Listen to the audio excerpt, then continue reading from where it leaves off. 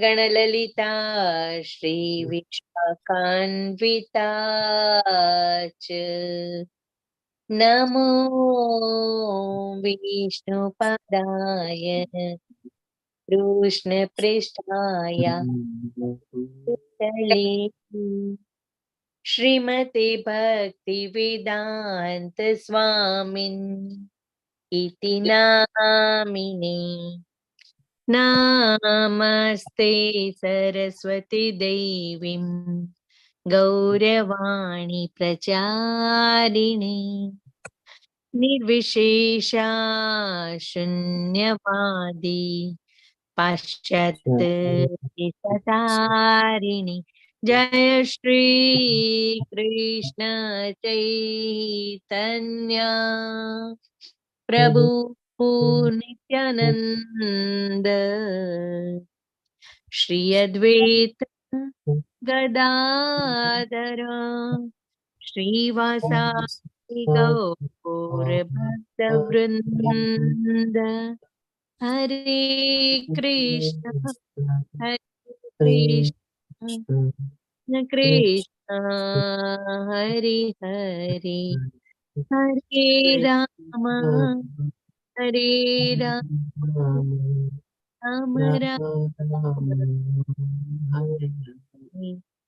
कृष्ण। श्रीला प्रभुपाद ने जय। सर्वने जय श्री कृष्ण।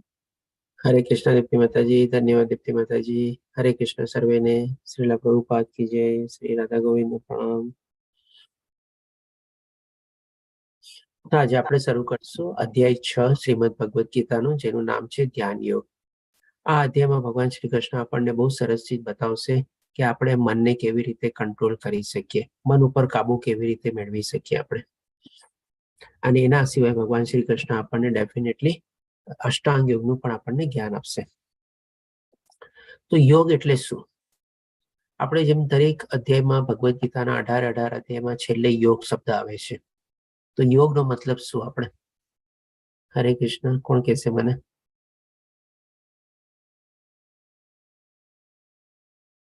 અક્ષય પ્રભુજી, બીજું કોઈ? યોગનો મતલબ શું આપણે? શરીર, બુદ્ધિ અને મનને એકમાં લઈ લેવું. ઓકે, મન અને બુદ્ધિને એકમાં લઈ લેવું, જોડાવું. જી ઓકે. તો યોગનો મતલબ છે, ઓકે, તો યોગનો મતલબ છે જોડાવું, એટલે કે જોડાણ અથવા તો એકરૂપ થવું, આપણે મિલન થવું, મેળાપ થવો. આપણે કોની સાથે? તો કે ભગવાન સાથે, પરમાત્મા સાથે આપણો મિલાપ થવો. એટલા માટે આ ભગવદ ગીતાના આપણે દરેકે દરેક અધ્યાયને આપણે યોગ શબ્દ તરીકે લઈએ છીએ, કારણ કે એ આપણું રિલેશન એસ્ટાબ્લિશ કરે છે, આપણી કનેક્ટિવિટી એસ્ટાબ્લિશ કરે છે. કોની સાથે? તો કે પૂર્ણ પુરુષોત્તમ પરમેશ્વર સાથે, પરમાત્મા સાથે આપણું મિલન કરાવે છે અથવા તો આપણને જોડે છે એમની સાથે. તો આજની તારીખમાં જે આપણે યોગ શબ્દ વપરાય છે, એ શું એ યોગ આપણને કરાવે છે? એ શું આપણને ભગવાનની સાથે મેળ કરાવી શકે છે? હા કે ના? ખાલી સિમ્પલ જવાબ આપવાનો છે. આજની તારીખમાં જે યોગ શબ્દ વપરાય છે, એ શું એ તથ્યમાં વપરાય છે, જે યોગા ડે કે કાંઈ બી કહીએ આપણે? ના પ્રભુજી. બરોબર. તો હવે કેવી રીતે નથી થતું એ પણ આપણે જોશું. તો આ અધ્યાયમાં આપણે ધ્યાન યોગમાં આપણે અષ્ટાંગ યોગ વિશે જાણશું. અષ્ટાંગ યોગ એટલે કે શું? 8 ચીજ. કેવી રીતે 8? આપણે એ બી 2 રીતે સમજી લઈએ. સૌ પ્રથમ તો શું છે, આપણા શરીર જે છે 8 જગ્યાએથી ફોલ્ડ થાય. સૌ પ્રથમ આપણે ગળાથી ફોલ્ડ થાય, પછી આપણા શોલ્ડરથી ફોલ્ડ થાય, ખભાથી ફોલ્ડ થાય, ત્રીજું આપણા કોણીએથી ફોલ્ડ થાય, ચોથું આપણા હાથના કાંડાથી ફોલ્ડ થાય, પાંચમું આપણે કમરથી ફોલ્ડ થાય, છઠ્ઠું આપણે ગોઠણથી ફોલ્ડ થાય, સાતમું આપણે પગની પાની એટલે એડીએથી ફોલ્ડ થાય, અને આઠમું એટલે કે હાથ અને પગના જે આંગળા હોય છે એ બધા બી આપણા ફોલ્ડ થાય. એટલે કે 8 જગ્યાએથી આપણું શરીર ફોલ્ડ થાય. તો એ સંદર્ભમાં બી આપણે અષ્ટાંગ યોગ જાણશું. અને બીજું અષ્ટાંગ યોગનો મતલબ છે, જે ભગવાન શ્રી કૃષ્ણ આપણને આમાં 8 સ્ટેપ્સ બતાવશે અથવા તો 8 લિમ્બ બતાવશે આપણને. ક્યાં ક્યાં છે? તો કે યમ, અહીંયા યમથી શરૂઆત થાય છે. યમ એટલે કે બાહ્ય શિસ્ત, એટલે કે બાહ્ય ડિસિપ્લિન આપણે કેવી રીતે પાડવી જોઈએ. નિયમ એટલે કે આંતરિક ડિસિપ્લિન. આસન, કેવા આસનમાં આપણે બેસવું જોઈએ, પ્રાણાયામ એટલે કે શ્વાસના ઉપર નિયંત્રણ મેળવવાનો, પછી પ્રત્યાહાર એટલે કે ઇન્દ્રિયોને પાછી ખેંચવાની ભૌતિક દુનિયાના મોહ માયાને આકર્ષણમાંથી, પછી એકાગ્રતા, એકાગ્રતા એટલે કે ધરણ એટલે કે એકાગ્રતા એટલે કે શેના ઉપર આપણા મનને ફોકસ કરવાનું, તો કે પૂર્ણ પુરુષોત્તમ પરમેશ્વર ધ્યાનમાં આપણે ફોકસ કરવાનું. પછી ધ્યાન એટલે કે એક શોષણ એટલે કે જયારે આપણે આવી રીતે એમનું ધારણ કરતા હોઈએ ત્યારે એની સાથે આપણે એકરૂપ થઈ જઈએ આપણે. અને જે લાસ્ટ સ્ટેપ છે આપણે સમાધિ એટલે સંગ એટલે કે સંકલન, એટલે આપણે એમની સાથે જોડાઈ જઈએ અથવા એકરૂપ થઈ જઈએ અથવા એમાં આપણે વિલીન થઈ જઈએ. તો આ રીતે ભગવાન શ્રી કૃષ્ણ આપણને 8 સ્ટેપ્સ બતાવશે, એટલા માટે બી આપણે આને અષ્ટાંગ યોગ તરીકે કહી શકીએ. હવે આપણે જોશું ભગવાન શ્રી કૃષ્ણ આપણને એક એક સ્ટેપનું બી વિવરણ કરીને બતાવે છે. તો સૌ પ્રથમ પહેલા 6થા અધ્યાયના પહેલા શ્લોકમાં ભગવાન શ્રી કૃષ્ણ આપણને મન પર, કારણ કે 8 શું છે, 8 જે સ્ટેપ્સ છે એમાં આપણે મનને બહુ કાબુ મેળવવું પડે. વધારે મ્યુટ કરી દઉં છું, પ્લીઝ પોતાને મ્યુટ રાખજો.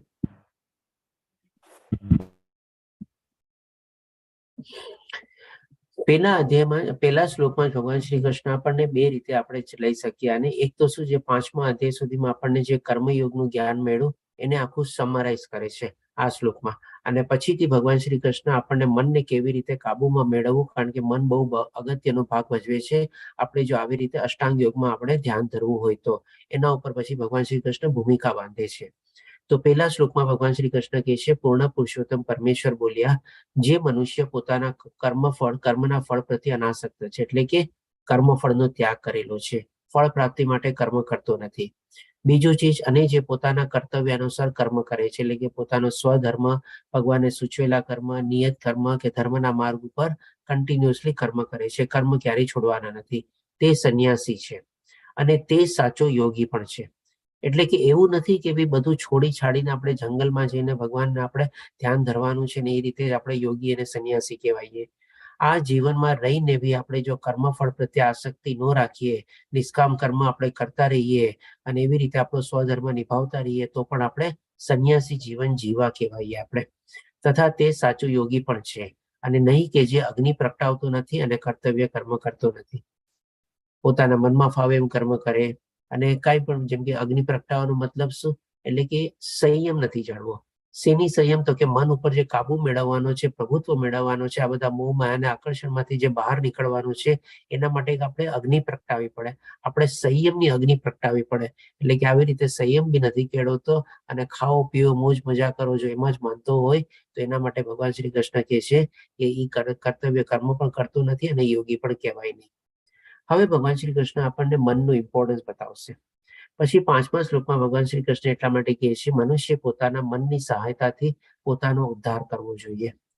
એટલે કે ડેફિનેટલી આપણે આ જે ભૌતિક દુનિયાના બધા મોહ માયાના આકર્ષણમાંથી નીકળવું હોય, આપણે સંયમની અગ્નિ પ્રગટાવી હોય તો આપણે આપણા મનને કાબુમાં રાખવું પડે. એટલા માટે ભગવાન શ્રી કૃષ્ણ અહીંયા કહે છે કે મનની સહાયતાથી એને કેળવવું પડે, આપણે એને મદદ આપણે કરવાની છે કે ભાઈ એ આ કેવી રીતે આ બધામાંથી છૂટે, પોતાના ઉપર સંયમ અને કાબુ મેળવે. અને આવી રીતે જો આપણે કેળવી શકીએ તો બી આપણે પોતાનો ઉદ્ધાર કરીએ અને પોતાનું પતન થતા દેવું ના જોઈએ. અને જો ન કરી શકીએ તો ડેફિનેટલી આપણું પતન થાય. આ મન બુદ્ધિ જીવનનો મિત્ર પણ છે અને શત્રુ પણ છે. એટલે કે મિત્ર કેવી રીતે છે કે જ્યારે આપણે આવી રીતે મન ઉપર કાબુ મેળવી શકીએ, મન ઉપર પ્રભુત્વ મેળવી શકીએ, મનને આપણા અંડરમાં લાવી શકીએ, આપણા હેઠળ લાવી શકીએ, નહીં કે આપણે મનના માલિક, મનના આપણે નોકર બનીને બેસીએ. મનના આપણે માલિક બનવાનું છે, પણ મનના આપણે નોકર નથી બનવાનું. એટલે કે આ રીતે જો આપણે મન ઉપર આપણે પ્રભુત્વ મેળવી શકીએ, મનના આપણે માલિક બની જઈએ તો આપણો મન છે બહુ મોટો જીવનનો મિત્ર બને છે. અને જો ન કરી શકીએ, આપણે એમાં અસફળ નિવડીએ તો આપણે આ કોઈ આપણા શત્રુ માટે અથવા દુશ્મન માટે આપણે બહારની દુનિયામાં ગોતવા જવાની જરૂર નથી. આપણી અંદર જ આપણો મોટામાં મોટો શત્રુ અને દુશ્મન બેઠેલો છે મનરૂપી. જો આવી રીતે આપણે એના ઉપર કાબુ અથવા કંટ્રોલ ન મેળવી શકીએ તો. એટલે આ અધ્યાય સમજાવવા પહેલા ભગવાન શ્રી કૃષ્ણ પહેલા આપણને મનનું કેવી રીતે કંટ્રોલમાં રાખવું જોઈએ અને રાખીએ તો કેવા આપણને લાભ મળે છે એ વિશે આપણને અહીંયા સમજાવે છે. પછી 6થા શ્લોકમાં પણ એ જ કહે છે કે જેણે મન પર વિજય મેળવ્યો છે તેને માટે મન એ સર્વશ્રેષ્ઠ મિત્ર છે, પણ જે આમ કરવામાં નિષ્ફળ નીવડ્યો છે તેને માટે મન એ સૌથી મોટો શત્રુ બની રહે છે. જે પ્રમાણે આપણે આગલા શ્લોકમાં બી સમજાય પ્રમાણે ભગવાન અહીંયા સમરાઇઝ કરીને કહે છે કે જો મન ઉપર કાબુ મેળવીએ તો આપણો મિત્ર છે, અને ન મેળવીએ તો બીજો કોઈ દુશ્મન નથી બહારની દુનિયામાં, પણ આપણા પોતાનું જ મન આપણું પોતે સૌથી મોટો દુશ્મન બનીને અંદર બેઠો છે આપણે. હવે ભગવાન શ્રી કૃષ્ણ આપણને જે 8 આપણે સ્ટેપ્સ છે એના અષ્ટાંગ યોગના, એના વિશે આપણને ભગવાન શ્રી કૃષ્ણ એક એક સ્ટેપ્સ કરીને આપણને સમજાવશે. અને આ બધું જાણીને આપણે જોશું કે આજની તારીખમાં કળિયુગમાં આપણે આ અષ્ટાંગ યોગ કરવો કેટલો ડિફિકલ્ટ છે. એક રીતે કહી શકીએ કે પ્રેક્ટિકલી ઇમ્પોસિબલ જેવો જ છે આપણે. તેમ છતાં પણ જે પ્રમાણે ભગવાન શ્રી કૃષ્ણ બધા સમજાવે છે આપણે એને પણ સમજી લઈએ. યમ એટલે કે એક્સટર્નલ ડિસિપ્લિન. તો 10મા શ્લોકમાં ભગવાન શ્રી કૃષ્ણ કહે છે, અધ્યાત્મવાદીઓએ પોતાના શરીર, મન તથા આત્માને હંમેશા પરમેશ્વરમાં તલ્લીન રાખવા જોઈએ. તેણે એકાંત જગ્યાએ એકલા રહેવું જોઈએ તથા બહુ સાવધાનીપૂર્વક પોતાના મનને હંમેશા વશમાં રાખવું જોઈએ. આજની તારીખમાં એક તો પેલા આપણને આવી એકલી જગ્યા બી ન મળે. ત્યારના વખતમાં સ્થિતિ અલગ હતી કે જ્યારે લોકો એવો નિર્ણય કરતા તો પોતે જંગલમાં ને એમાં જાતા અને લોકો ત્યાં આરામથી સરસ મજાનું ધ્યાન અને પોતાને તપસ્યાની લોકો કરી શકતા હતા. આજે તો ઇવન આપણે નિશ્ચય બી કરીએ ને તો આવા જંગલો આપણને ન મળે. ઇવન આજે તારીખમાં તો જંગલમાં જવા માટે આપણે એન્ટ્રી ફી ટિકિટ કપાવવી પડે છે. અને એ જયારે ટાઈમની મર્યાદા થાય, માની લો 5 વાગે બંધ થવાનું હોય, ત્યારે આપણે તરત એમાંથી બહાર નીકળી જવું પડે. એટલે કે આવું એકાંત સ્થાન પણ આપણને આજની તારીખમાં મળે નહીં. તે કામનાઓથી તથા સંગ્રહ વૃત્તિથી રહિત હોય છે. એટલે કે અલગ અલગ ઈચ્છાઓથી અને સંગ્રહ વૃત્તિ. તો આ રીતે આપણે જોઈ શકીએ કે આજની તારીખમાં પણ આપણને બધાને સંગ્રહ કરવાની અને એમાં પણ ધન સંગ્રહ કરવાની કેટલી બધી અભિલાષા હોય છે. ગમે તેટલું હોય તોય હજી ઓછું જ છે. એમ જ ભેગું કરો ભેગું કરો ભેગું કરો, જેમાં આપણે આખી જિંદગી કાઢી નાખીએ છીએ. અને આપણા જીવનના ઘણા બધા અગત્યના વર્ષો બી ઇવન આપણે રિટાયરમેન્ટ કહીએ છીએ તેમ છતાં પણ ભેગું કરવાની વૃત્તિમાંથી આપણે રિટાયર નથી થતા. રિટાયર આપણે કદાચ કામમાંથી હોઈએ પણ ભેગું કરવાની સંગ્રહ વૃત્તિમાંથી આપણે ક્યારેય રિટાયર થઈ શકતા નથી. એટલે કે આ બંનેમાંથી પણ આપણે રહિત થવું જોઈએ. પછી ભગવાન શ્રી કૃષ્ણ 17મા શ્લોકમાં નિયમ એટલે કે ઇન્ટરનલ ડિસિપ્લિન વિશે બતાવે છે. જે મનુષ્ય આહાર, વિહાર, નિંદ્રા તથા કાર્ય કરવાની આદતોમાં નિયમિત રહે છે તે યોગાભ્યાસ દ્વારા સર્વ ભૌતિક દુઃખોને નષ્ટ કરે છે. એટલે કે ઇનડાયરેક્ટલી છે ને અહીંયા ભગવાન શ્રી કૃષ્ણ આપણનું જે આખું ડેઈલીનું જે દિનચર્યા હોય ને, જે ડેઈલીનું જે શેડ્યુલ હોય ને, એના તરફ આપણને નિર્દેશ કરે છે કે બધી ચીજ આપણે બેલેન્સમાં કરવાની છે. ખાવાનું પણ બેલેન્સમાં છે, વિહાર એટલે કે ફરવા કરવાનું કે મોજ શોખનું પણ કયો તો એ પણ બેલેન્સમાં હોવું જોઈએ, નિંદ્રા પણ બેલેન્સમાં હોવી જોઈએ અને કાર્ય કરવાનું પણ બેલેન્સમાં હોવું જોઈએ. આજનું શું છે, આપણે જોઈએ છીએ કે ભાઈ જ્યારે કમાવાની ઉંમર હોય ત્યારે આપણે શું છે એટલો બધો ઓવર ટાઈમ ને એટલું આમ તેમ હાથ પગ ને બધું ફેલાવતા હોઈએ, એટલી બધી આપણે લાઈફને ડિસબેલેન્સ કરી રાખતા હોઈએ કે આપણને ખાવાનો બી ટાઈમ ન હોઈએ અને એમાં પણ આપણે પછી ગર્વ અનુભવતા હોઈએ. આજે તો દિવસ એટલો બિઝી ગયો ને કે મને આજે જમવાનો ટાઈમ ન મળ્યો, મને આજે ખાવાનો ટાઈમ ન મળ્યો. અથવા તો ખાતા હોય તો ફોનમાં વાત કરતા કરતા કે કંઈક ને કંઈક આપણે કામ કરતા, એક હાથમાંથી આમ કમ્પ્યુટર લેપટોપ ચલાવતા, એક હાથમાંથી આમ કંઈક ખાતા હોય. શું ખાતા હોય એ બધું ન ખબર હોય. તો નિંદર પણ આપણે જાણીએ છીએ કે આજની તારીખમાં નિંદર કેવી થઈ ગઈ છે. આખી રાત માણસો જાગે છે. ઘણી વાર કે છે ને, મને ગઈકાલે આખી રાત નિંદર જ ન આવી, ખબર નહીં શું થયું. ક્યાંથી આવે નિંદર? કોઈ ચીજ બેલેન્સ જ નથી હોતી. ખાવાનું પણ કેવું હોય છે એના ઉપર ડિપેન્ડ કરે છે નિંદર કેવી રીતે આવે છે. જે આપણે સરસ રીતે આપણે 17મા અધ્યાયમાં પણ ભગવાન શ્રી કૃષ્ણ આપણને સમજાવશે કે ખાવાનો પણ બહુ અગત્યનો ભાગ છે આપણા જીવનમાં અને એનાથી પણ આપણી શ્રદ્ધા કેવી રીતે વિકસે છે. એટલે કે બધી ચીજમાં આપણે બેલેન્સ કરીને ચાલવું જોઈએ. સવારે ઉઠીએ ને રાતના સૂઈએ ત્યાં સુધી આપણે કે ને એક કલાકની પણ એક મિનિટનો આપણો હિસાબ નક્કી હોવો જોઈએ કે આટલા મિનિટમાં આમ થવું જોઈએ, આટલા મિનિટમાં આમ થવું જોઈએ. એવી રીતે આપણું ત્યારે આપણે સરસ રીતે આપણી લાઈફને આપણે બેલેન્સ કરીને આપણે ચાલી શકીએ. પણ આજની તારીખમાં જોઈએ છે કે આટલી સ્ટ્રિક્ટ ડિસિપ્લિન વાળી લાઈફ એ બહુ ઓછા લોકો જીવતા હોય છે. પછી હવે 11 અને 12મા શ્લોકમાં ભગવાન શ્રી કૃષ્ણ આપણને સમજાવે છે કે આસન એટલે કે કેવા પોસ્ચરમાં આપણે ધ્યાન કરવા બેસવું જોઈએ. યોગાભ્યાસ કરવા માટે મનુષ્ય એકાંત સ્થાનમાં જઈને ભૂમિ પર કુશઘાસ પાથરવું અને પછી તેને મૃત ચર્મથી ઢાંકી ઉપર સુવાળું વસ્ત્ર પાથરવું. આ બધી ચીજે બહુ ડિફિકલ્ટ છે આજની તારીખમાં. એકાંત સ્થાન જ ન મળે તો આવી બધી સુવિધાઓ બી ક્યાંથી મળી શકે. આસન બહુ ઊંચું કે બહુ નીચું ન હોવું જોઈએ અને તે પવિત્ર સ્થાનમાં હોવું જોઈએ. પછી યોગીએ તેના ઉપર સુસ્થિર થઈને એટલે કે એકદમ બેલેન્સ રાખીને પોતે બેસવાનું છે, બેસવું જોઈએ અને મન, ઇન્દ્રિયો તથા કાર્યને વશમાં કરીને તથા મનને એક બિંદુ પર સ્થિર કરીને હૃદયને શુદ્ધ કરવા માટે યોગાભ્યાસ કરવો જોઈએ. એટલે કે કેવી રીતે આપણે સિટિંગ પોઝિશન હોવી જોઈએ, કેવી રીતે આપણું બેસવાનું પોઝિશન હોવું જોઈએ એ ભગવાન શ્રી કૃષ્ણ અહીંયા વર્ણવે છે. આવી સ્થિતિમાં બેસીને આપણે ધ્યાન ધરવું જોઈએ ભગવાનનું. પછી ભગવાન શ્રી કૃષ્ણ આપણને પ્રાણાયામ વિશે કહે છે. પ્રાણાયામનો આ જે શ્લોક છે આપણે 5મા અધ્યાયમાંથી લેવામાં આવેલો છે, જેમાં 27 28મા શ્લોકમાં ભગવાન શ્રી કૃષ્ણ વર્ણવે છે. એટલે કે ગઈકાલના અધ્યાયમાં કર્મયોગમાં આ શ્લોક હતો. આપણે સર્વ બાહ્ય ઇન્દ્રિયો વિષયોને બહાર કરીને, એટલે કે શું, બધા ઇન્દ્રિયો અને ઇન્દ્રિયોના વિષયોને બહાર કરીને. શેમાંથી બહાર કરીને? તો કે આ ભૌતિક દુનિયામાં જેમાં આપણું મન ભટકતું હોય, જે બધી આપણને અભિલાષાઓ જાગતી હોય, ઈચ્છાઓ જાગતી હોય, આકર્ષણો જાગતા હોય, એમાંથી આપણે બહાર ખેંચવાનું છે. આપણે જેમ કેમ એમ ઘણી વાર નાના બાળકને હોય ને, આ નાના બાળકને માની લો કોઈ જગ્યા આપણે બહાર કાઢીએ ને, બેટા તારે ત્યાં નથી જવાનું, ચલ જલ્દી આવ, બહાર આવ. એવી રીતે શું છે, આપણે આપણા મનને પણ છે ને આપણે આવા બધામાંથી આપણે બહાર કાઢવાનું છે. દ્રષ્ટિને બે ભ્રમરોની વચ્ચે કેન્દ્રિત કરીને, એટલે કે આપણે આંખ તો બંધ રાખવાની છે, જે પ્રમાણે ભગવાને આગલા સ્ટેપમાં એમાં બતાવ્યું. પણ આંખ બંધ કરીને પણ આપણે જે અંદરના જે ડોળા હોય એને આપણે ક્યાં રાખવાના છે? તો કે બે ભ્રમરો, એટલે કે આ બે આઈબ્રોની વચ્ચે આપણે એને કેન્દ્રિત કરવાની છે. કારણ કે આંખ બંધ કરીને પણ જો આપણે અંદરથી ડોળા ડાબી બાજુ જમણી બાજુ ફેરવતા જઈએ તો પણ આપણે કન્સન્ટ્રેટ અને ફોકસ ન કરી શકીએ. અને જો કન્સન્ટ્રેટ અને ફોકસ કરવું હોય તો આંખના ડોળાને પણ આપણે સ્થિર રાખવા પડે. અને કઈ જગ્યાએ સ્થિર કરવાનું અથવા તો કેન્દ્રિત કરવાનું ભગવાન શ્રી કૃષ્ણ કહે છે? આંખના બે ડોળા, જે આપણે આંખો આઈબ્રો હોય એની વચ્ચે ભગવાન શ્રી કૃષ્ણ એ આંખના ડોળાને ત્યાં ફોકસ કરવાનું અથવા કન્સન્ટ્રેટ કરવાનું કહે છે. ત્યાર પછી શ્વાસ અથવા ઉચ્છ્વાસને નસકોરાની અંદર કરીને, અંદર રોકીને અને એ રીતે મન, બુદ્ધિ તથા ઇન્દ્રિયોને વશમાં રાખીને મોક્ષ પ્રતિ લક્ષ્ય રાખનાર યોગી ઈચ્છા, ભય તથા ક્રોધથી રહિત થઈ જાય છે.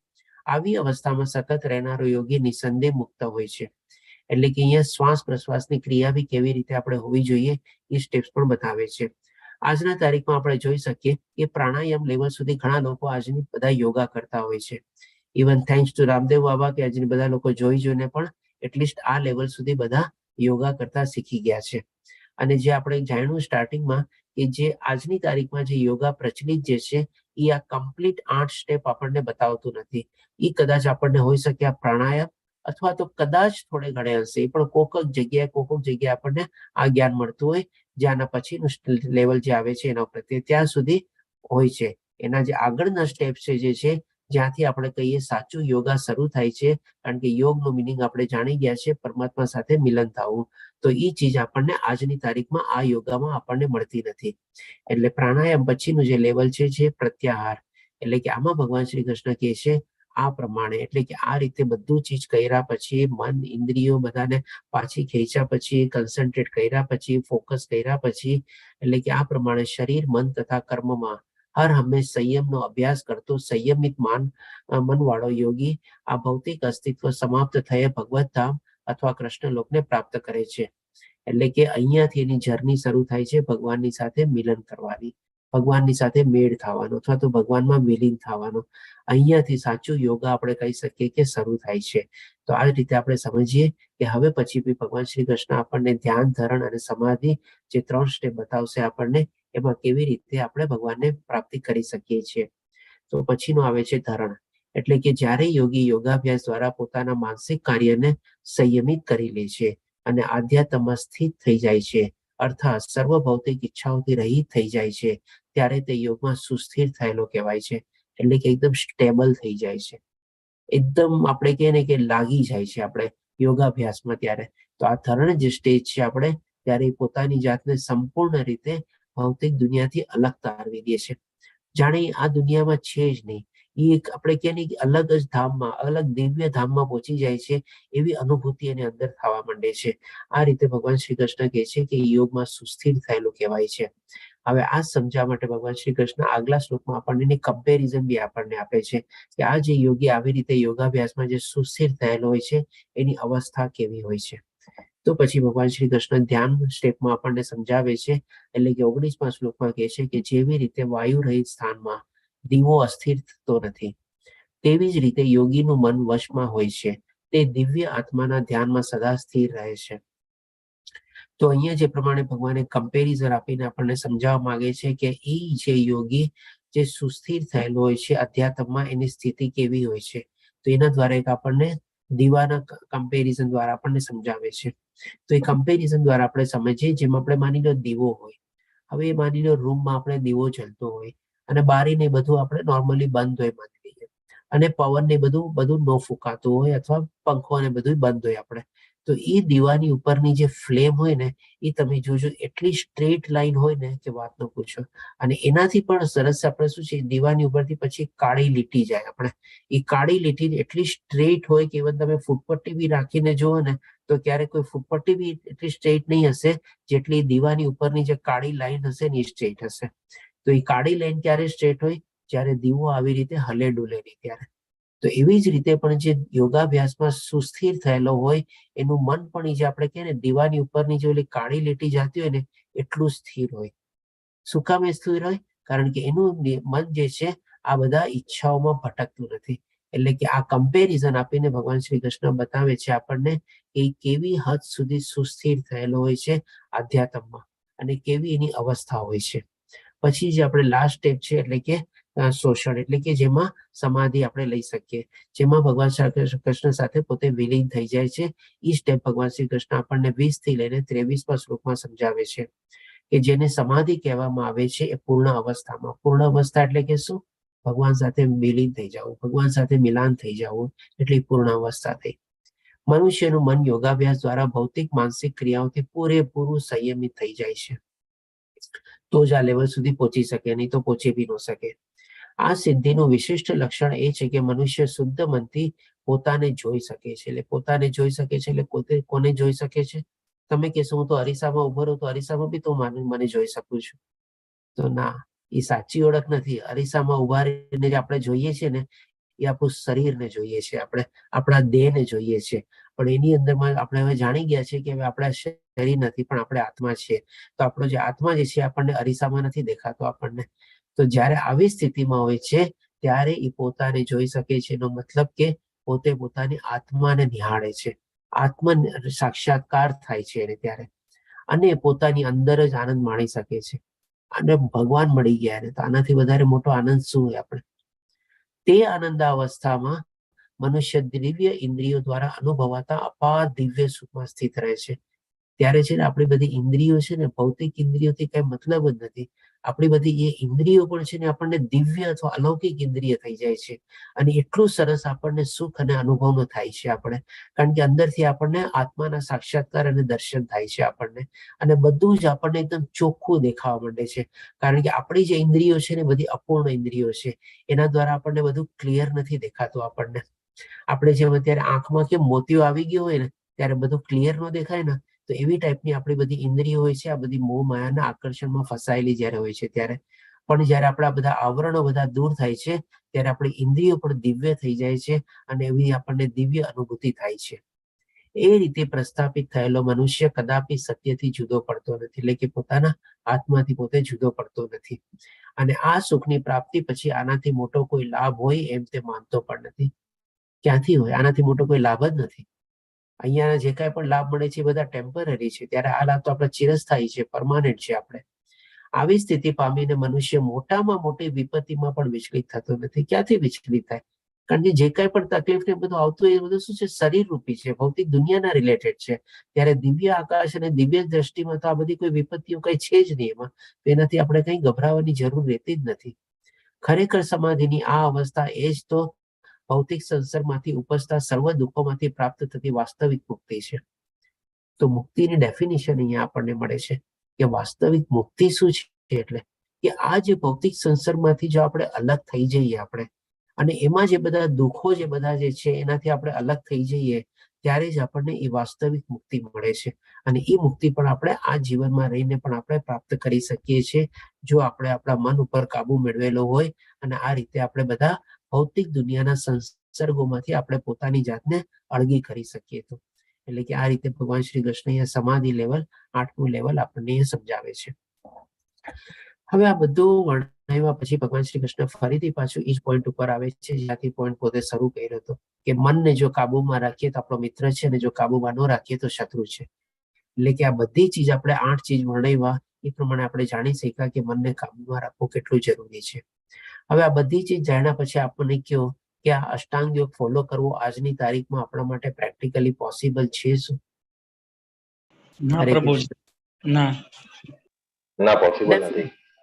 ડેફિનેટલી આ ચીજ આપણે અત્યારની તારીખમાં આપણને એવી સુવિધાઓ બી નથી એવી સગવડ બી નથી, અને એનાથી વધારે ઉપરાંત કે આપણે એવી રીતે મનને કેળવી નથી શકતા, મનને આપણે એવી તાલીમ નથી આપી શકતા, મનને એવું વશમાં નથી કરી શકતા, મન ઉપર આપણે એવો કાબુ નથી મેળવી શકતા, મનને આપણા અંદરમાં નિયંત્રણ હેઠળ આપણે નથી લાવી શકતા.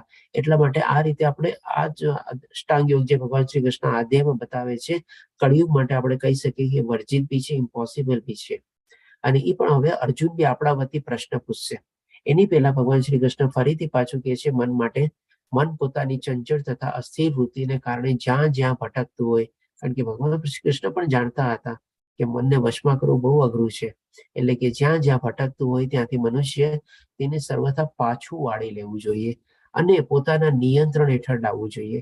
એટલે કે અહીંયા મનને કેવી રીતે કાબુમાં રાખવું જોઈએ એનો એક આપણને સરસ મજાનો ઉપાય બતાવે છે આપણને. જેમ કે શું છે, આપણે સાગરમાં મોજા હોય, સાગરના મોજા અગણિત મોજા હોય અને કન્ટિન્યુઅસલી મોજા ઉછળતા હોય આપણે, પણ એ શું છે, મોજા ઉછળીને પાછા શેમાં સમાઈ જાય છે? સાગરમાં સમાઈ જાય છે ને. તો આવી જ રીતે એક આપણે લઈ શકીએ કે આપણા મનની પણ આપણે અગણિત ઈચ્છાઓ આપણા મનમાં ઉપજે છે, અને ઈચ્છાઓને આપણે રોકી બી નથી શકતા. જેમ કે સાગરના મોજાને કોઈ રોકી શકે? કોઈ રોકી ન શકે, પણ એ વળીને પાછા સાગરમાં જ મળી જાય છે ને. તો એવી જ રીતે આપણે પણ શું છે, એ બધી ઈચ્છાઓને વાળવાની છે, આપણે એ બધી ઈચ્છાઓને પાછી ફેરવવાની છે, અને એને આપણી પોતાની જ અંદર એને આપણે સમાવી લેવાની છે. અને જેમ જેમ એને વાળતા જશું, જેમ જેમ એને પાછા ફેરવતા જશું, આપણી અંદર સમાવતા જશું, આસ્તે આસ્તે છે ને આપણું મન બી શાંત થશે. જો એને આપણે છે ને જે એની ઈચ્છા હતી એને પૂરી કરતા જશું ને, તો એ ઓર ઈચ્છા પ્રગટ કરતો જ જવાનો છે કે ચાલ એક પૂરી થઈ, બીજી નથી, ત્રીજી નથી, ચોથી. પણ જો એક એક કરીને આપણે વાળતા જશું, એને સમાવતા જશું આપણી અંદર, તો મન પણ છે ને આપણું આસ્તે આસ્તે આસ્તે શાંત થશે, એ બહુ ઉપદ્રવ નહીં કરે. તો અહીંયા પણ ભગવાન શ્રી કૃષ્ણ એક આપણને સરસ મજાનો ઉપાય બતાવે છે કે સર્વથા પાછું વાળી લેવું જોઈએ અને પોતાના નિયંત્રણ હેઠળ લાવવું જોઈએ. કોને? તો કે મનને. હવે ભગવાન શ્રી કૃષ્ણ અર્જુન પ્રશ્ન પૂછે, જે આપણા બધાનો પણ પ્રશ્ન છે આપણે.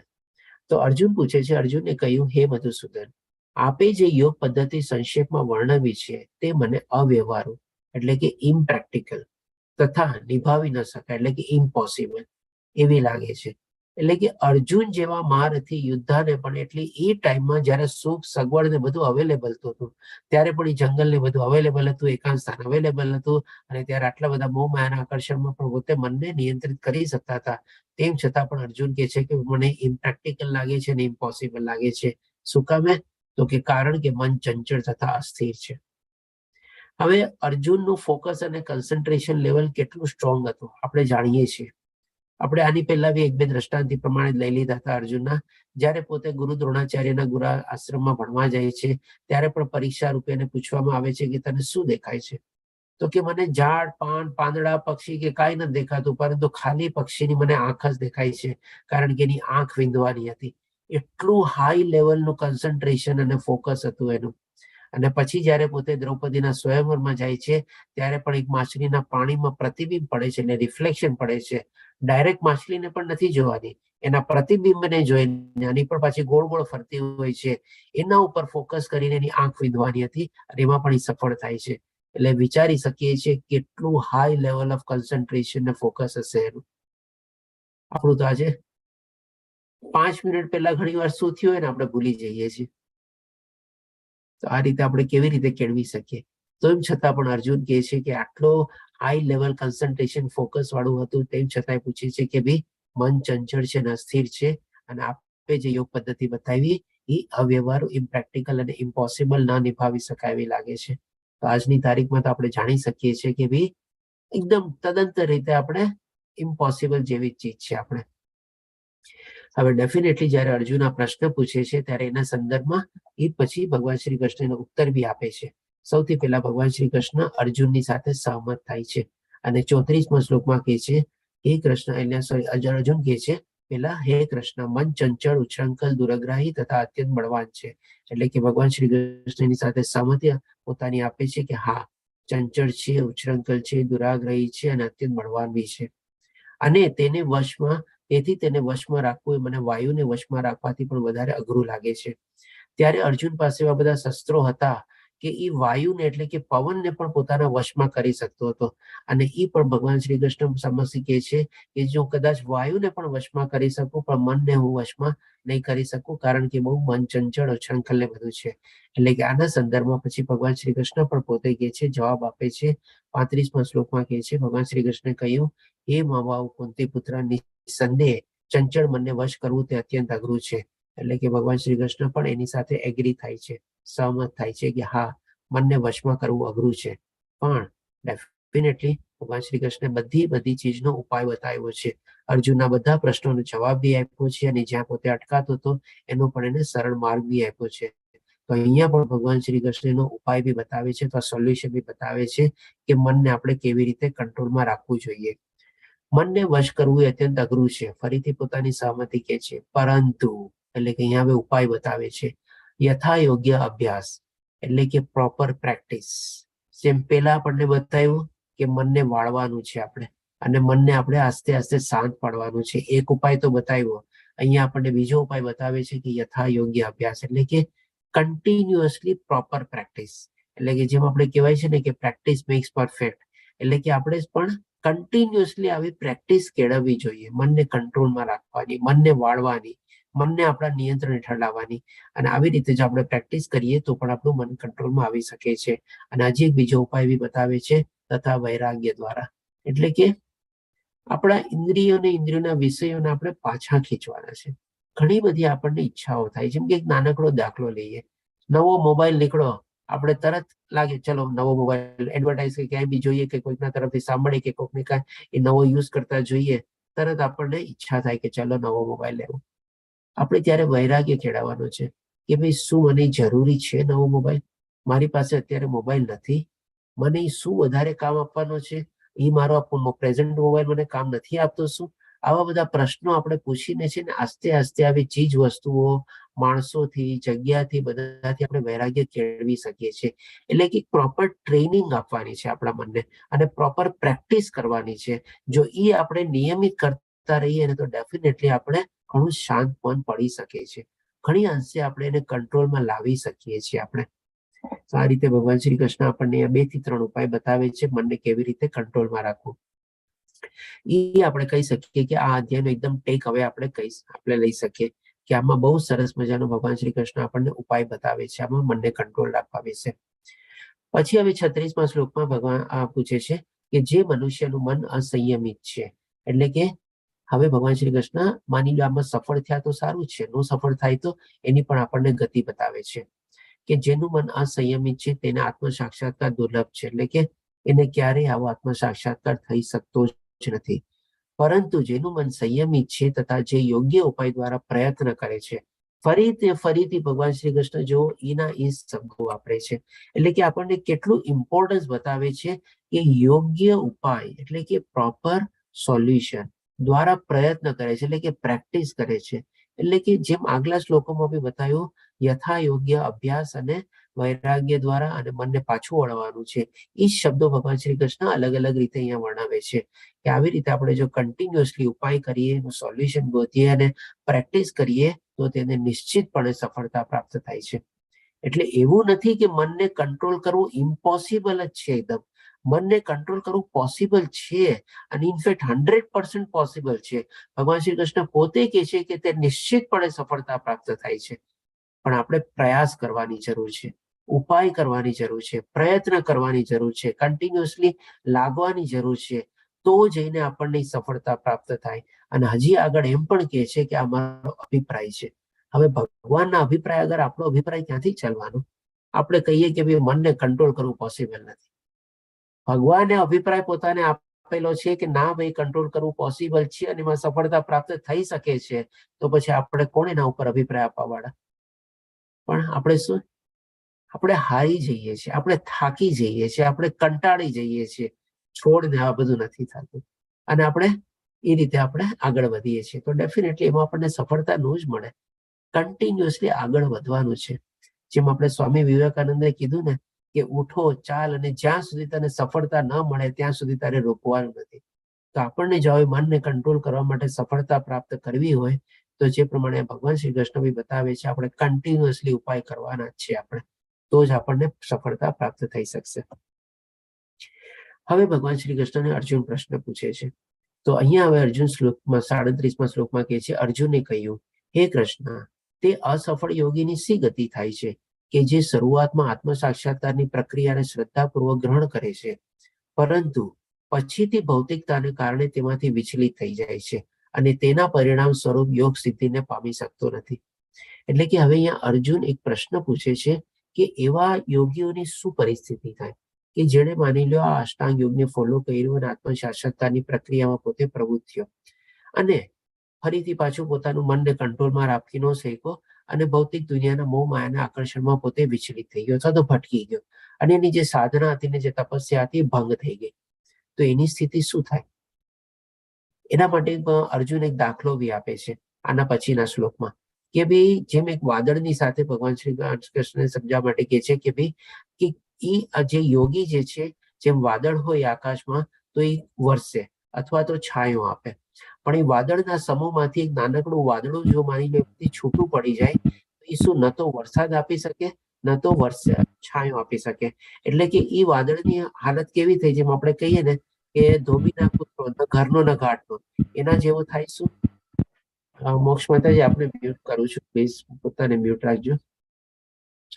તો એ રીતે પોતે કમ્પેરિઝન આપીને પણ ભગવાન શ્રી કૃષ્ણ સમક્ષ પ્રશ્ન રજૂ કરે છે કે એવા યોગીની હાલત શું થાય. તો આજે આપણે પણ જાણીએ છીએ કે પહેલાના વખતમાં બી ઘણા એવા લોકો હતા કે જે આવી તપસ્યાને કરતા અને વિચલિત થતા.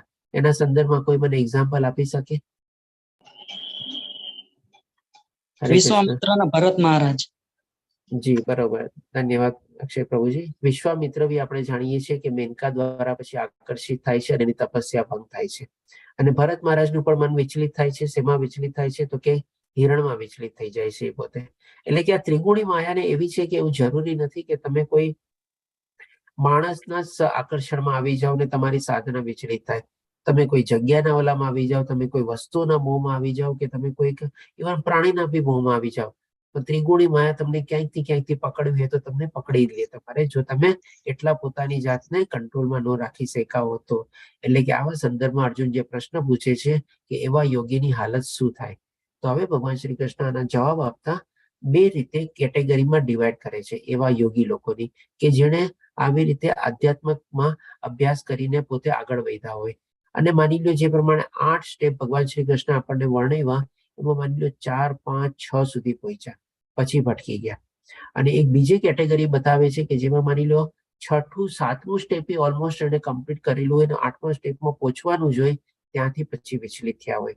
તો અહીંયા પહેલા કેટેગરીમાં આપણને 41મા શ્લોકમાં ભગવાન શ્રી કૃષ્ણ કહે છે અસફળ યોગી. ડેફિનેટલી અસફળ યોગી તો છે જ, કારણ કે જેની સાધના અને તપસ્યા પૂર્ણ નથી થઈ, આપણે પૂર્ણ અવસ્થાને એને પ્રાપ્ત નથી કરી, સમાધિ લેવલ સુધી પોતે નથી પહોંચ્યો.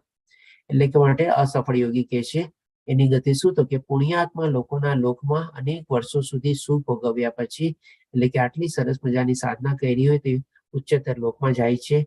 ત્યાં બધા દેવી દેવતાના સંગમાં રહે છે અને બધા સુખ બધું ભોગવે છે અને સદાચારી લોકોના અથવા તો ગર્ભ શ્રીમંત લોકોના કુળમાં જન્મ પ્રાપ્ત કરે છે. ત્યાં સ્વર્ગીય સુખ ભોગવ્યા પછી પાછું તો અહીંયા આવવું જ પડે છે. અને અહીંયા ક્યાં આવે છે? તો કે સદાચારી લોકોના, એટલે કે જે આવી રીતે સાચું ને બધું ધર્મ માર્ગનું બધાનું આચરણ કરતા હોય. અને ગર્ભ શ્રીમંત એટલે કે શ્રીમંત પૈસાથી પણ હોઈ શકે અને સાથે સાથે સારા સંસ્કારોથી પણ ગર્ભ શ્રીમંત હોય. તો એવા કુળમાં એ લોકો જન્મ પ્રાપ્ત કરે છે અને ત્યાંથી પછી પોતાની ભક્તિ માર્ગ ઉપર પોતે આગળ વધે છે. એટલે કે પેલા સ્વર્ગીય સુખ એ લોકો માણે છે, સ્વર્ગીય સુખ માણીને પછી ફરીથી પાછા નીચે આવે છે અને આવા સંસ્કારી કુટુંબમાં, આવા ધનિષ્ઠ કુટુંબમાં જે સારા સંસ્કારોથી ધનિષ્ઠ હોય એવા કુટુંબમાં જન્મ પ્રાપ્ત કરે છે અને બધાનો એને સંગ પ્રાપ્ત થાય છે અને પોતાની આધ્યાત્મિક જર્ની ત્યાંથી આગળ વધે છે. અને હવે જેને ઓર આગળ પ્રગતિ કરેલી છે એના વિશે ભગવાન શ્રી કૃષ્ણ કહે છે, એટલે કે અથવા તો જે દીર્ઘ યોગાભ્યાસ પછી સફળ થાય, એટલે કે એડવાન્સ પ્રગતિ કર્યા પછી ત્યાંથી ભટકે અથવા ત્યાંથી વિચલિત થાય તો તે એવા અધ્યાત્મવાદીના કુળમાં જન્મ પામે છે કે જેઓ અતિશય જ્ઞાનવાન હોય છે. ખરેખર આ જગતમાં આવો જન્મ પામવો એ અત્યંત દુર્લભ છે. તો આપણે દાખલા રૂપે લઈ શકીએ, જેમ કે અહીંયા શ્રીલા પ્રભુપાદજી છે, એ એટલા સુખી સંસ્કારી કુટુંબમાં એમણે જન્મ પામેલો હતો કે 5 વર્ષની નાની ઉંમરથી એને આવા બધા સંસ્કાર અને બધા ગુણો મળ્યા હતા આપણને. અને 5મા વર્ષથી પોતે યથયાત્રા અને બધામાં જોડાણા હતા અને પોતે 26મી વર્ષની ઉંમરમાં એમના ગુરુ જે હતા ભક્તિ વેદાંત સરસ્વતી વિનોદ ઠાકોર એમની પાસેથી પોતે દીક્ષા પ્રાપ્ત કરે છે અને એ રીતે પોતાની આધ્યાત્મિક જર્ની આગળ વધારે છે. એટલે કે આવા કુળમાં બી જન્મ પામવો એ બહુ દુર્લભ છે. એ આ રીતે ભગવાન શ્રી કૃષ્ણ સમજાવે છે. તો એવો જ એક બીજો દ્રષ્ટાંત આપણે એ બી લઈ શકીએ, જેમ આપણે હવેલીમાં બધા વલ્લભ કુળ ને બધા જે હોય છે ને એવા કુળમાં જન્મ બી પ્રાપ્ત કરવો પણ બહુ દુર્લભ હોય છે. એટલે કે આ રીતે ભગવાન શ્રી કૃષ્ણ 2 કેટેગરીમાં ડિવાઈડ કરીને સમજાવે છે કે એની ગતિ પણ શું થાય છે. પછી આ બધું સમજાવ્યા પછી આપણે અત્યાર સુધી જાણી ગયા કે 6 અધ્યાય જે આપણે ઓલમોસ્ટ અત્યારે કવર કરવા જઈ રહ્યા છે એમાં પેલા 3જા અને 5મા અધ્યાય વિશે આપણે કર્મયોગ વિશે જાણ્યા કે જેમાં આપણને ભગવાન શ્રી કૃષ્ણ બતાવે છે કે કર્મ તો કરવાનું જ છે, આજીવન કર્મ કરવાનું છે, કર્મ ફળની આશા નથી રાખવાની, નિષ્કામ ભાવે કર્મ કરવાનું છે, આપણી તન મન બુદ્ધિ બધું લગાવીને કર્મ કરવાનું છે. એમ નહીં કે કર્મનો ફળનો ત્યાગ કર્યો એટલે આપણે ગમે તેમ રીતે કર્મ કરવાનું, આવી રીતે કર્મ નથી કરવાનું અને સાથે સાથે આપણે ભગવાનની ભક્તિમાં જોડાવાનું છે. એટલે કે આ બધું જ્ઞાન આપણે 3જા અને 5મા અધ્યાયમાં સરસ રીતે કર્મયોગમાં કવર કર્યું. પછી જ્ઞાન યોગમાં આપણે જાણ્યું જે ભગવાન શ્રી કૃષ્ણ આપણને 2જા અધ્યાયથી શરૂ કરે છે, જેમાં આપણને સ્વધર્મનું બી જ્ઞાન આપે છે, આત્મજ્ઞાન આપે છે. બહુ મહત્વનું અને બહુ વિશેષ જ્ઞાન આપણને આ ભગવદ ગીતામાંથી મળે છે કે ભાઈ આપણે કોણ છીએ, આપણો પરમેશ્વર સાથેનો સંબંધ શું છે. 4થા અધ્યાયમાં ભગવાન શ્રી કૃષ્ણ દિવ્ય જ્ઞાનમાં આપણને આ બધી સમજૂતી આપે છે કે યજ્ઞ ન કરીએ તો આ લોકમાં તો શું પરલોકમાં પણ આપણને સુખ મળી શકતું નથી અને યજ્ઞ કરવો અનિવાર્ય છે. આ બધું દિવ્ય જ્ઞાન આપણને 2જા, 4થા અને 5મા પણ અધ્યાયમાં મળી રહે છે. અને હવે છેલ્લે આપણે આ 6ઠ્ઠા અધ્યાયમાં અષ્ટાંગ યોગ વિશે બી જાણી જોયું. એટલે કે આપણે 3 ટાઈપના યોગ જાણ્યા કે કેવી રીતે આપણે ભગવાનની પ્રાપ્તિ કરી શકીએ છીએ. ડેફિનેટલી કર્મયોગમાં પણ ભગવાન શ્રી કૃષ્ણ આપણને બતાવે છે કે આવી રીતે જો આપણે નિષ્કામ કર્મયોગ ને બધું કરીએ અને સાથે ભગવાનની ભક્તિ આપણે કરીએ તો આપણે પરમેશ્વરને પ્રાપ્ત કરી શકીએ છીએ. એમાં આપણને અલૌકિક સુખ મળે છે, દિવ્ય સુખ મળે છે, શાંતિ મળે છે, પીસ ફોર્મ્યુલા બધું ચીજ આપણે કવર કર્યું એમાં કર્મયોગમાં ને એમાં.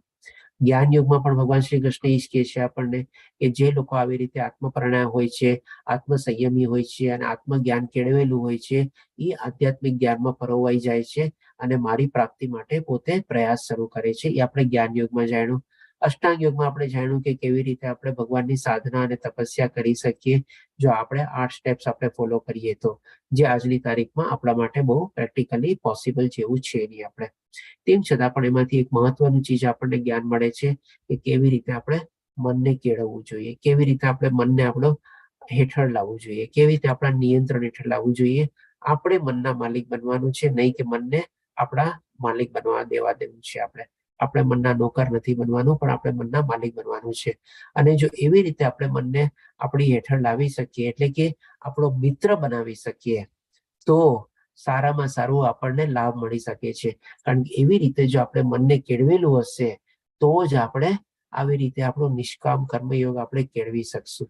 અલગ અલગ ઈચ્છાઓ ને બધાથી આપણે પોતાને ત્યાંથી વાળી શકશું.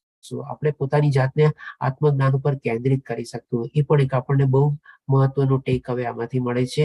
તો એ ચીજ પણ આપણને આ જ્ઞાન યોગ અને કર્મયોગમાં બહુ મદદરૂપ થઈ શકશે જો આપણે મનને આપણે વશમાં રાખી શકીએ તો, મનને આપણે કંટ્રોલમાં રાખી શકીએ તો. એટલે કે આ બધી ચીજ જાણ્યા પછી હવે આપણે શું છે, આ બધું એક એક ટાઈપનું સીડી જેવું છે. આ બધાનો ગોલ તો એક જ છે, લક્ષ્ય એક જ છે, ભગવાનની પ્રાપ્તિ, એટલે કે મુક્તિ મેળવવી અને ભગવાનના ધામમાં પહોંચવું. હવે આ બધી ચીજ માનીને આપણને એક એક સીડી કરીને આપણે ઉપર ચડતા જઈએ અને એની બદલે જો આજની તારીખમાં આપણને કોઈ એલિવેટર આપી દે અથવા તો કોઈ લિફ્ટ આપી દે તો એ આપણા માટે સારું કહેવાય કે નહીં? કેવું ને? આજે કોઈ તમને કહે કે ભાઈ તમે આવો મારી ઓફિસમાં, આપણે ડિસ્કસ કરશું જે તમારે કામની બધું છે. અને એ ઓફિસ માની લો 5મે 6ઠે માળે હોય તો આપણે પહેલા એને પૂછીએ ને ભાઈ કેટલા ફ્લોરમાં છે તમારી લિફ્ટ? પછી કે 5મે 6ઠે માળે છે. આપણે તરત પૂછીએ લિફ્ટ છે કે નહીં? પછી હવે તો સાથે સાથે બીજું બી શું પૂછે છે, ભાઈ પાર્કિંગ મળશે કે નહીં ત્યાં તમારે? આ બધા પ્રશ્નો આપણે પૂછીએ. એટલે કે આજની તારીખમાં જો આપણને લિફ્ટ મળી જતી હોય તો કેટલું સારું લાગે આપણને.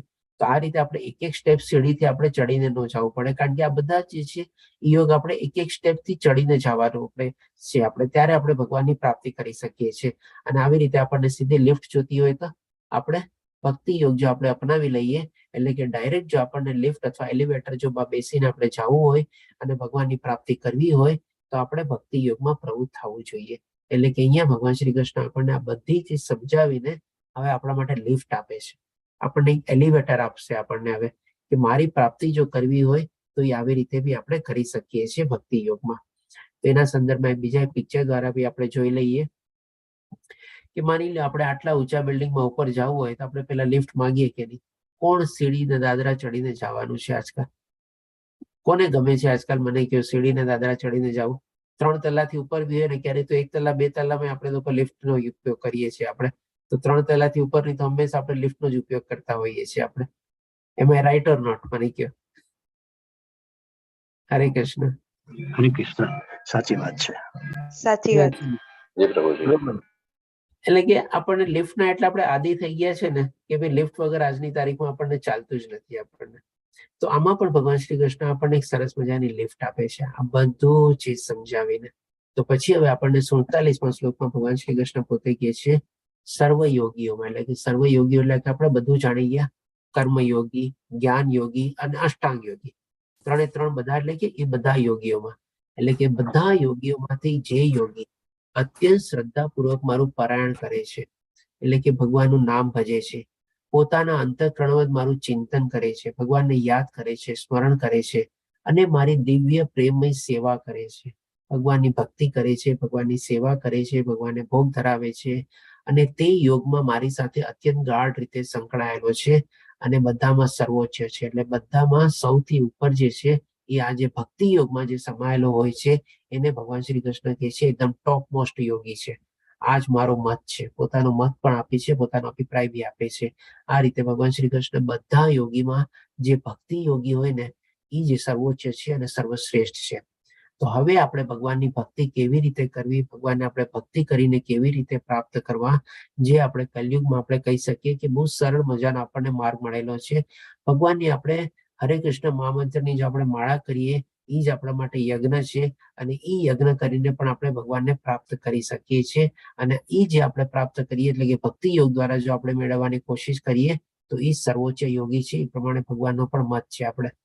તો આના પછી જે આપણે 7મા અધ્યાયથી લઈને જે 12મા અધ્યાય સુધી આપણે આવશે એ આપણે કહી શકીએ કે ભાઈ એક્સક્લુઝિવલી આપણે ભક્તિ યોગ ઉપર આપણે કઈને ફોકસ થયેલું છે, એના ઉપર કન્સન્ટ્રેટ થયેલું છે.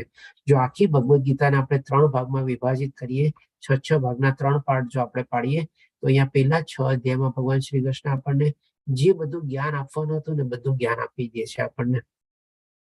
દિવ્ય જ્ઞાન, આધ્યાત્મિક જ્ઞાન એ બધું ચીજ આપણને મળી જાય છે. કર્મ વિશેનું જ્ઞાન એ બધું મળી જાય છે જે આપણે અલગ અલગ અધ્યાયમાં 6 અધ્યાયમાં કવર કર્યું. અષ્ટાંગ યોગ ને બધાનું આપણને. પછીના જે વચલા જે 7 અધ્યાય છે ને 7 થી લઈને 12મા અધ્યાય એમાં ભગવાન શ્રી કૃષ્ણ છે ને આપણને ભક્તિનું મહત્વ સમજાવશે. ભક્તિ કેવી રીતે કરવી એ આપણને સમજાવશે. ભક્તિમાં આપણે કેવી રીતે સંલગ્ન થઈ શકીએ એ આપણને સમજાવશે. અને 12મા અધ્યાય તો ભગવાન શ્રી કૃષ્ણ આપણને અલગ અલગ 6 લેવલ સમજાવશે કે જો આવી રીતે તમે કરો તો બહુ સારું, આમ ન થાય તો આમ કરો, એમ એક એક કરીને નીચે કરીને આપણને સમજાવશે. અને આ બધી અધ્યાયમાં ભક્તિનું સમજાવતા સાથે સાથે આપણને એ પણ સમજાવશે કે શું કામે મારી ભક્તિ કરવી. બધા અધ્યાયમાં ભગવાન શ્રી કૃષ્ણ છે ને પોતાનું ઐશ્વર્ય બી સમજાવશે, પોતાનો મહિમા સમજાવશે. આપણે કોઈ માણસની ભક્તિ શું કામે કરીએ આપણે? કારણ કે એ માણસ આપણને કાં તો કંઈક બહુ કામમાં આવી મળતો હોય તો, અથવા તો એનાથી આપણને એવા કોઈ લાભ મળતા હોય તો આ રીતે ભગવાન શ્રી કૃષ્ણ પણ પોતાનું ઇમ્પોર્ટન્સ આપણને બતાવશે કે શું કામે મારી ભક્તિ કરવી જોઈએ. 7મા અધ્યાય જેમ કે આવતીકાલે જે લેશું આપણને જ્ઞાન વિજ્ઞાન યુગમાં ભગવાન શ્રી કૃષ્ણ આપણને સરસ રીતે સમજાવશે કે આખી સૃષ્ટિ એમના દ્વારા કેવી રીતે સર્જિત થયેલી છે, કેવી રીતે એમના ધારણ કરતા, પોષણ કરતા, પાલન કરતા છે. હવે આખી સૃષ્ટિના જો આટલા પોતે સર્વશ્રેષ્ઠ માલિક હોય તો આપણે એની પૂજા શું કામે ન કરીએ, એની ભક્તિ શું કામે ન કરીએ. 8મા અધ્યાયમાં ભગવાન શ્રી કૃષ્ણ આપણને બતાવશે કે મરતી વેળા બી જો કોઈ મારું સારી પૂરી શ્રદ્ધાથી નામ લેશે ને તો પણ હું એને પ્રાપ્ત થાઉં છું. 9મા અધ્યાયમાં રાજગુહ્ય યોગમાં ભગવાન શ્રી કૃષ્ણ આપણને એટલું સરસ જ્ઞાન આપશે આપણને કે કેવી રીતે આપણે ભગવાનની ભક્તિ કરી શકીએ છીએ. અને ભક્તિ કરવી છે ને બહુ એમાં આપણને મહેનત બી પડતી નથી, બહુ પૈસા બી પડતા નથી. અને કેવી રીતે ભગવાન શ્રી કૃષ્ણ સૃષ્ટિમાં કણ કણમાં સમાયેલા છે એ પણ આપણને સાથે સાથે એ અધ્યાયમાં સમજાવશે આપણને. તો આ રીતે આપણે જે પછલા જે 6 અધ્યાય છે એ બહુ સરસ મજાના અધ્યાય છે કે જેથી કરીને આપણે સમજી શકશું કે આપણે ભગવાનની ભક્તિ કેવી સરસ રીતે કરી શકીએ છીએ અને એમાં આપણે આગળ વધી શકીએ છીએ. અને આ કળિયુગમાં એ આપણા માટે બહુ જ મહત્વનું છે. આપણે કારણ કે ભક્તિ કરવી છે ને ઘણા લોકો એમ સમજે છે કે બહુ ડિફિકલ્ટ છે, અથવા તો શું એક ઉંમર પછી જ ભક્તિ કરવી જોઈએ. આ બધી છે ને આપણી માન્યતા છે, ખોટી માન્યતાઓ લઈને આપણે બેઠા છીએ. ભક્તિ તો છે ને આપણે ડે 1 થી આપણે શરૂ કરી શકીએ છીએ. આ બધું ચીજ આપણે આગલા બધા અધ્યાયોમાં જાણશું આપણે. તો આ રીતે પહેલા અહીંયા ભગવાન શ્રી કૃષ્ણ આપણને આ બધું ચીજ પહેલા ઇન્ટ્રોડક્શન એટલે કે ભૂમિકા બાંધે છે અને એમાં આપણે જે આપણને 4 સ્ટેપ બતાવે છે એ 4 સ્ટેપ્સમાં પાછળનું લોજિક એ આપણને બધા આગલા અધ્યાયમાં આપણને ભગવાન શ્રી કૃષ્ણ બતાવશે કે કન્ટિન્યુઅસલી આપણે ભગવાનનું પારાયણ કેવી રીતે કરી શકીએ, કન્ટિન્યુઅસલી આપણે ભગવાનનું ચિંતન કેવી રીતે કરી શકીએ, ભગવાનની આપણે પ્રેમની સેવા કેવી રીતે કરી શકીએ, ભગવાનની સાથે પૂરેપૂરી આસ્થા, વિશ્વાસ અને શ્રદ્ધા કેવી રીતે કેળવી શકીએ, એટલે આવી રીતે કેવી રીતે ભગવાન સાથે આપણે ગાઢ રીતે આપણે જોડાઈ જઈએ. આ બધું જ્ઞાન ભગવાન શ્રી કૃષ્ણ હવે આપણને આપશે. પહેલા અહીંયા ભૂમિકા બાંધીને આપણને ભગવાન શ્રી કૃષ્ણ કહે છે અહીંયા. તો આ રીતે આપણો અહીંયા 6ઠ્ઠો અધ્યાય કમ્પ્લીટ થાય છે. વાંછાકલ્પતરુભ્યશ્ચ કૃપા સિંધુએવ ચ પતિતાનાં પાવનાં વૈષ્ણવયો નમો નમઃ. હરે કૃષ્ણ કૃષ્ણ કૃષ્ણ હરે હરે, હરે રામ રામ રામ હરે હરે. શ્રીલા પ્રભુપાદ કી જય. શ્રી રાધા ગોવિંદ પ્રણામ. આના સંદર્ભમાં જો કોઈને કોઈ પ્રશ્ન હોય તો લઈ શકીએ છીએ આપણે. હરે કૃષ્ણ. પ્રદીપ પ્રભુજી કોઈ પ્રશ્ન? ના પ્રભુજી, આજ કોઈ પ્રશ્ન છે નહીં. મહેશ પ્રભુજી આપનો કોઈ પ્રશ્ન? પ્રભુજી, પહેલાના જમાનામાં ઋષિ મુનિઓ જંગલમાં જઈને જપ તપ કરતા અને સમાધિ પ્રાપ્ત કરતા, તો પણ ઘણા બધા દ્રષ્ટાંતો આપણે જોયા છે કે એમનો અતિશય ક્રોધ હોય, શ્રાપ આપતા, એવું કરતા. તો એ મનને કેળવ્યું હોય છતાં એવું કેમ કરતા? ઓકે પ્રભુજી, આપનો પ્રશ્ન બહુ સારો છે. તો આના સંદર્ભમાં છે ને આપણે જે લોકો ઋષિ મુનિઓને બધા જે સંત પુરુષો જે બધા મોટા મોટા થયેલા હતા એ લોકોએ તો પહેલા તો છે ને એટલી બધી સિદ્ધિઓ પ્રાપ્ત કરેલી હતી અને એ સિદ્ધિઓ પ્રાપ્ત કરીને છે ને એ લોકોને, જેમ આપણો પ્રશ્ન છે કે ભાઈ એ લોકોને પણ ક્યારેક ગુસ્સો આવતો અને એ ક્રોધિત થતા અને ક્રોધિત આવીને એ લોકો શાપ બી આપતા અને સામેવાળા ઉપર એની અસર બી થતી.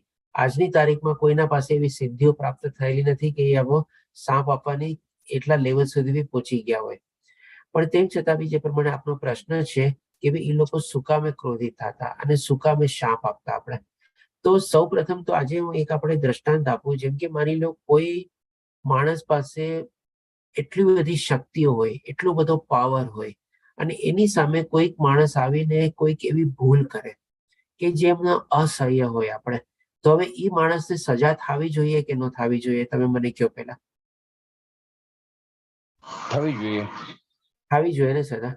તો ત્યારના વખતમાં શું છે, એ લોકો જે ઋષિ મુનિઓ છે ને એ બધી એની જે સિદ્ધિઓ કેળવેલી હતી ને એ એને યુઝ કરતા અને એ યુઝ કરીને એ લોકોને શાપ રૂપે અથવા તો ક્રોધ રૂપે એ માણસને ઓન ધ સ્પોટ છે ને ત્યારે એ પ્રમાણે સજા આપતા અને એ સજા આપીને એ લોકો એનું ભોગવતા પોતે. તો આ રીતે આપણે કહી શકીએ કે ભાઈ એ એક ટાઈપની છે ને પ્રક્રિયા હતી ત્યારના ટાઈમમાં. ત્યારે આજના ટાઈમમાં શું છે, જે હોય છે ને કોઈના પાસે એવી શક્તિઓ નથી, કોઈની પાસે એવી સિદ્ધિઓ નથી અને કોઈક એવી ભૂલ બી કરેલી હોય ને તો પણ એ પોતે પોતાની ભૂલ બી સ્વીકારવા તૈયાર નથી હોતા. ત્યારના પહેલાના વખતમાં શું છે, ઇવન શાપ આપી દેતા ને તો પણ સામેવાળો છે ને તરત સરેન્ડર થઈ જતો કે હા મારી આ ભૂલ છે, મને એની સજા મળવી જોઈએ, એટલા માટે તમારી પાસે આ જે શક્તિ છે એનો તમે ઉપયોગ કર્યો અને એ ઉપયોગ કરીને તમે મારા ઉપર ક્રોધિત થયા, તમે મને શાપ આપ્યો અને એ શાપ ભોગવવાને પણ હું લાયક છું. જેમ કે માની લો આપણે 5મા અધ્યાયમાં આપણે નિગ રાજાની સ્ટોરી લીધી. ત્યારે એ બ્રાહ્મણ એવી સિદ્ધિ પ્રાપ્ત કરેલી હતી અને એ સિદ્ધિ પ્રાપ્ત જાણ્યા અજાણ્યા એને પણ પ્રાપ્ત કરેલું છે. તો નિગ રાજા એનાથી ભૂલ તો થઈ જ ગઈ, એ રીતે ગાયને બીજી વાર દાનમાં આપી દીધું. તો એ બ્રાહ્મણ એની શક્તિ વાપરીને નિગ મહારાજને આપણે ત્યારે શાપ આપ્યો, એટલા માટે દંડિત થયા અને એ પણ એની સજા એને ભોગવવી પડી. તો આ એક આપણે કારણ લઈ શકીએ કે જે લોકો પાસે એવી સિદ્ધિ અને શક્તિઓ હતી એ સામેવાળાને દંડ આપવા માટે એવી રીતે ક્રોધિત થતા અને એવી રીતે શાપ આપતા. આપણે એટલે કે ઓથોરાઇઝ હતા એ લોકો. ડેફિનેટલી શક્તિઓ બી હતી અને પોતાની પાસે એવા પાવર બી હતા અને એને યુઝ બી કરી શકતા હતા એ લોકો. જે રીતે ક્લાસ ટીચર સ્કૂલની અંદર કોઈ વખત સજા કરે વિદ્યાર્થીને, એ એની ઓથોરિટી નહીં થશે, એવી રીતે એ લોકો ઓથોરિટીના હિસાબે પણ એને સજા કરી અને એને પાઠ ભણાવવા માટે એને સજા કરી હોય. હવે આના સંદર્ભમાં તમને એક દાખલો આપું. અબ્દુલ કલામની તમે જો કદાચ ઓટોબાયોગ્રાફી કે વાંચ્યું હોય ને તો તમે વાંચજો. અબ્દુલ કલામજી ઓટોબાયોગ્રાફીમાં લખેલું છે કે ભાઈ પોતે નાનપણમાં બહુ તોફાની હતા, ભણવામાં જરાય ખ્યાલ નહોતા આપતા અને હોમવર્ક ને આપ્યું હોય કોઈ દી હોમવર્ક કે કંઈ કરતા નહીં. અને એને આખો પોતાનો કિસ્સો ને એમાં વર્ણવેલો છે કે ભાઈ માની લો એના બાકી બધા સ્ટુડન્ટ લોકો હોમવર્ક કરતા હોય ને આજે હોમવર્ક ન કરે કે ભાઈ ચાલ ને હોમવર્ક થઈ જશે, આજે નિકાલે રમી લઈએ, આમ કરીએ તેમ કરીએ, કંઈક ને કંઈક બહાના હેઠળ છે ને પોતે ગુટલી મારતા કે એવું કાંઈ બી કરતા અને હોમવર્ક ન કરતા. હવે એક દિવસ છે ને એના ટીચર એને અબ્દુલ કલામજીને છે ને બહુ કડક સજા આપે છે અને એટલી કડક સજા આપે છે કે ભાઈ પોતાના માતા પિતાને બી બોલાવે છે અને થોડી ઘણી આપણે શારીરિક સજા બી આપે છે, બધું આપે છે. અને એ સજા દ્વારા એને એટલો બધો બોધપાઠ મળે છે પોતાની લાઈફમાં કે હું જે અત્યાર સુધી કરું છું બહુ મોટી ભૂલ કરું છું આપણે, અને મારે આવી રીતે ન કરવું જોઈએ. અને એ દિવસ અને પછી જ્યાર સુધી એમને પોતાના જીવનમાં જે આખું બધી જે સિદ્ધિઓ ને બધી હાંસલ કરી એનું સંપૂર્ણ ક્રેડિટ એ પોતાના ગુરુને આપે છે કે જો મારા ગુરુએ ત્યારે મને શિક્ષા ન આપી હોત, મને પાઠ ન ભણાવ્યો હોત તો હું આજે અત્યારે અબ્દુલ કલામ તરીકે ઉભો ન રહી શકત. આપણા ભારત દેશના રાષ્ટ્રપતિ તરીકે પણ પોતે રહી ચૂક્યા છે અને કેટલી બધી મોટી સિદ્ધિઓ એઝ અ સાયન્ટિસ્ટ તરીકે પણ એમણે હાસિલ કરેલી છે. આપણી હમણાં રિસેન્ટલી અગ્નિ 5 જે લોન્ચ થઈ, સૌથી પહેલી મિસાઇલ અને રોકેટ બનાવનાર પણ એ પોતે જ હતા.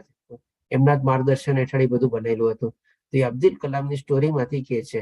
તો આવી જ રીતે જે પ્રમાણે આપે મને દાખલો કીધો કે શિક્ષક અને આપણે એના વિદ્યાર્થીનો, એના ઉપરથી મને આ કિસ્સો યાદ આવ્યો કે ડેફિનેટલી એ લોકો ઓથોરાઇઝડ હતા અને એ લોકો પ્રોપર પાત્ર હતા અને પ્રોપર પાત્રને જ એ લોકો શિક્ષા આપતા અને પ્રોપર રીતે આપતા.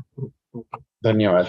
એટલે એને ટર્નિંગ પોઈન્ટ પોસિબલ બન્યો, એ સજા નહીં થાય. હવે એ સજા નો કે ઉલટા નહીં તો કૃપા માનવા માંડ્યો કે મારા હા ગુરુએ મને આ શિક્ષા આપીને હવે એનો કૃતજ્ઞ છું. બોલો, એની જોજો તમે ઓટોબાયોગ્રાફીમાં તમને આ કિસ્સા મળશે.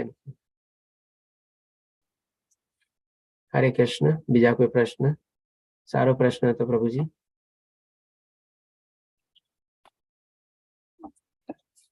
ચાલો બીજા કોઈ પ્રશ્ન ન હોય તો કાલે આપણે ફરીથી મળશું. કાલે 7મો અધ્યાય લેશું.